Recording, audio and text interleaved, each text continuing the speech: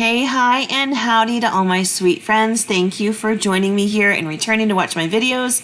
If you are new, my name is Courtney and I do food and kitchen content from grocery hauls to cooking videos, meal preps, what's for dinners, all the things. I even throw in some seasonal fun videos for different kinds of foods and stuff. So if you like that, make sure you stick around, check out on my playlist, hit the subscribe button.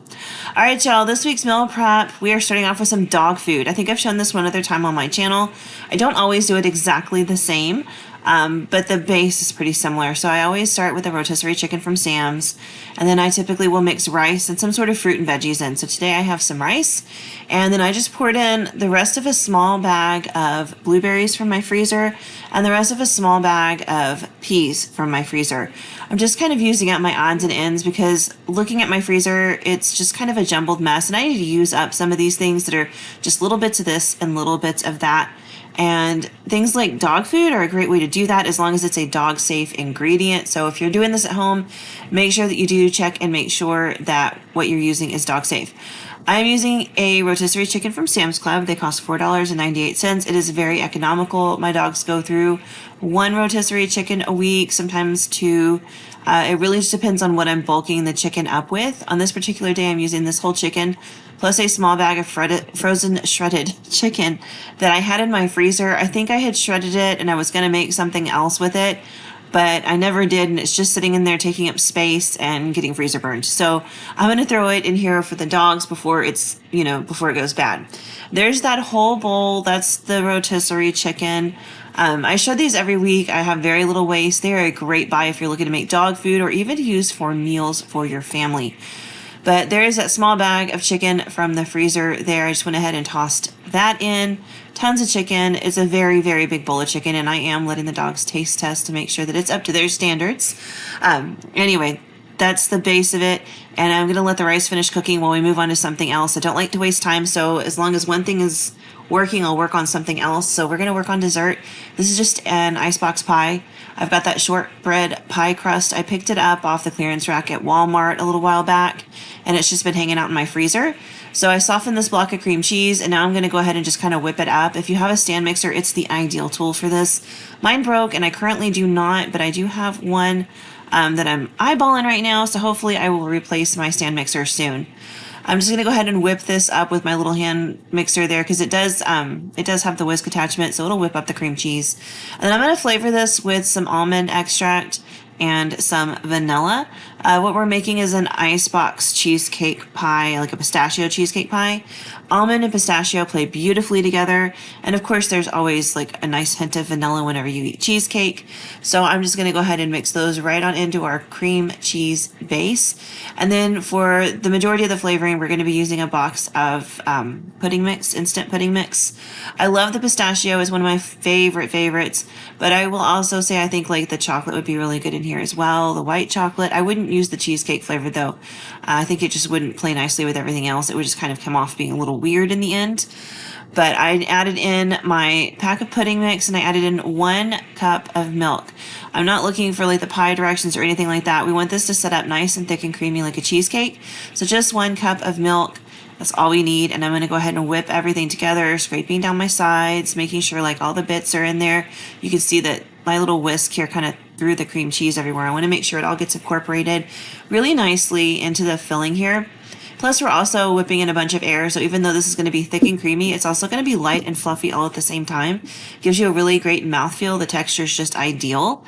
You could always like chop up some nuts if you wanted to in here, add some diced fruit. You could add in coconut flakes if you wanted to. It really is kind of the options are endless. You can make this however you want. You can use whatever flavor pudding mix you want and just kind of like dress it up the way you think would be best for your family. I'm just going to pour that filling right into my pie crust. You can use any kind of pre-made or you can make your own. I love the pre-made ones. I think they're the easiest. They have graham cracker ones. They have chocolate graham cracker. And then the shortbread. I love, love, love shortbread. I made shortbread for Christmas a couple of years ago and I loved it. I think I'm going to do it again this year just because it's so there's something about that simple flavor that's just really delightful. And of course, you can always like dunk them in chocolate if you want to fancy them up or something, but shortbread cookies really are delicious. Anyway, once you've got your filling in there, just spread it out nice and even and pop it in the fridge and let it chill for 2 hours before you eat. All right, our rice is done cooking, so we're just gonna mix the rice and the chicken together. I love when I add blueberries to my dog food just because it turns everything that purple color. And for some reason, I think it just looks pretty. Typically when I make dog food, it's kind of drab looking. A lot of times it'll just be like chicken and rice and apples, which really just doesn't have a lot of color. But when I add in blueberries, it ties everything and it just really makes it so pretty. I love it. If you're wondering, you could eat this if you wanted to. There is no salt. I never salt my dog food. So you'd probably think it was a little bit bland, but it's completely safe for humans to eat if you really wanted to. And it's very healthy for dogs. I do feed my dogs dry dog food. Over the years, I've kind of had like a crisis of conscience whenever I read certain things about things going on in the dog food industry. So I do try to be really aware of what I'm feeding my pets, where it's made, where it comes from. I don't think you have to buy the most expensive brand. Just like research what they're doing and how they make their food. I've done that and I just came to the conclusion there's certain brands I'll buy and I like to really bulk it up with a healthy dose of fresh food for my dogs. And it is much more, budget friendly for me to just make it myself. All right, the dog food is done. I'll keep that in the fridge. I do have larger dogs. Like my son has a Chihuahua, but I've got a Husky and a mini Aussie who's not very mini. So they'll go through that bowl of food very quickly this week.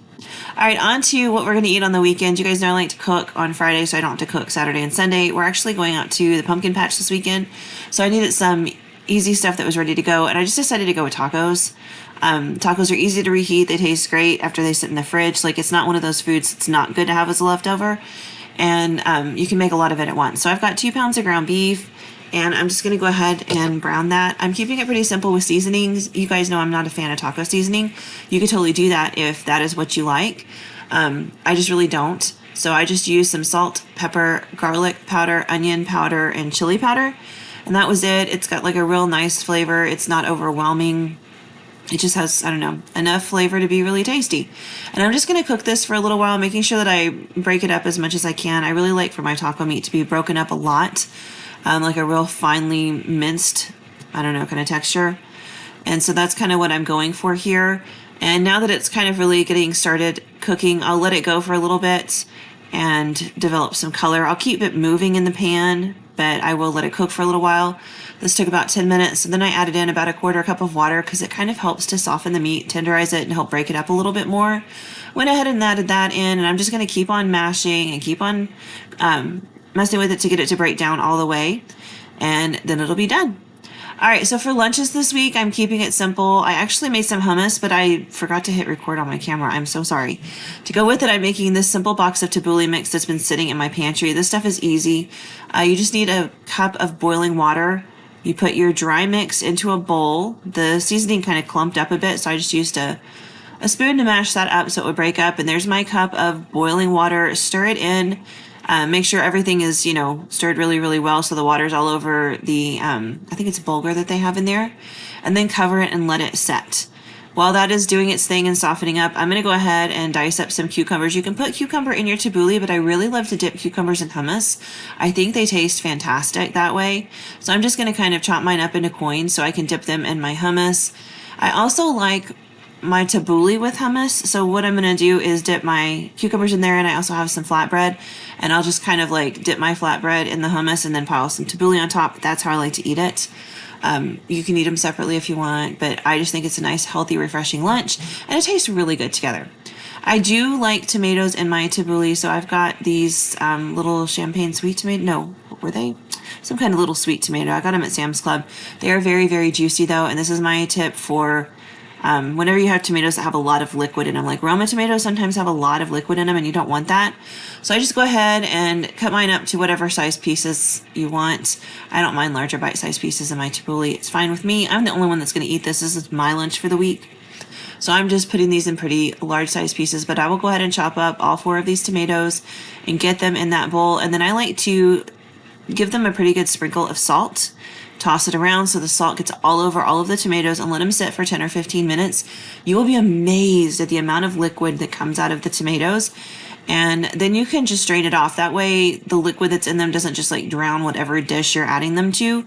This also works for sliced tomatoes if you're putting them on sandwiches, so it doesn't make your sandwiches too wet. Most of the time that doesn't bother me, but occasionally I will do that just because I don't want them drenching the bread, or I'm trying to have a drier sandwich. So it is kind of useful sometimes. But definitely when I'm doing chopped tomatoes, even just for regular tacos, I love to soak them in a little bit of salt just to get some of that extra liquid out. And that's how much liquid pulled out from the salt. I'll just drain that off, and we've got beautiful tomatoes to add right into our tabbouleh. And like I said, you can add your cucumbers in here if you want as well. I just prefer to dip mine, so I did not do that. But I added those tomatoes in, and I give everything a nice good stir. I do always taste test. I've had this box mixed a ton of times before. Not that regular tabbouleh is hard to make, but this is great because it's shelf stable. You don't have to add anything if you don't want to. If you just want to have it up and going really quickly, of course I like to add my veggies to it. But typically taste testing this, it usually needs lemon juice. I like my tabbouleh to be really bright and vibrant. So I went ahead and added in a little bit of extra lemon juice there. And that's pretty much all there is to this one. This is easy to make from the box, and I do recommend it if you're looking for something quick, and I think it meal preps great. I do add a little bit of olive oil because the bulgur will kind of start to stick together. And the olive oil just kind of helps keep it where it'll toss around in the bowl really nicely and won't clump into one giant mess. But it's easy, and like I said, starts with some hummus, some veggies, and a little bit of flatbread. I've got some little mini naans that I'm going to use it with today. And then I have some pita bread in my deep freeze that I'll probably pull out for the rest of the week. But this is such an easy lunch, and it's refreshing, and it's healthy. You can skip the bread if you want, go carb free, and just enjoy like the other stuff. I like the Mediterranean hummus at the store, and all they do is make hummus and then put some olives on there, some Greek olives. So that's what I did with that olive tapenade. And that's what my lunch for the week looks like, except for Mondays, because we go out to eat on Mondays because it's our full day of co-op. But the rest of the week, that's what I'll be eating. But that was it for the meal prep this week. Thank you guys so much for joining me. I appreciate it. I hope you guys are having a fabulous week, where it's almost to the weekend. Yay. Just so you know, my What's for Dinner goes up on Saturday, so I hope you'll join me back here to watch that. I'll see you guys there. Have a great one. Bye.